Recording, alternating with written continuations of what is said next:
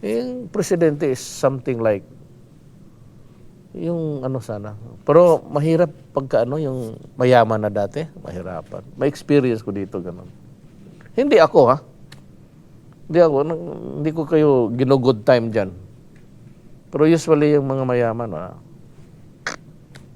yung nakakaintindi. Kung nakakaintiban, iba ang style, iba ang presentation. Kaya magawa ka na tapos, ipalabas mo pa. Yung the feudal in you. Kasi ikaw nandyan, you see poverty or the poor, you see the gap. Oh, dito ako.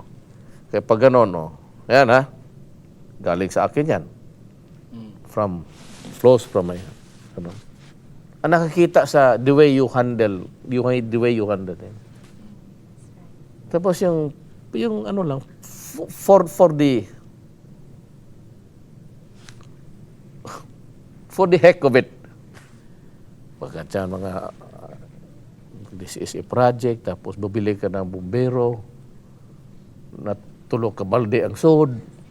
Di bumili ka ng 4 na kabayo, mas malakas pa ang sirit niyan. Painumin mo lang tubig araw-araw. Gano'n na.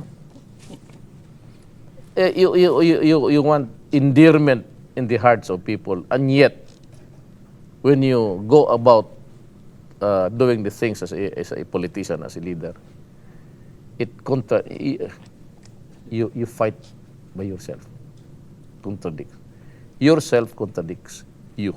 Parang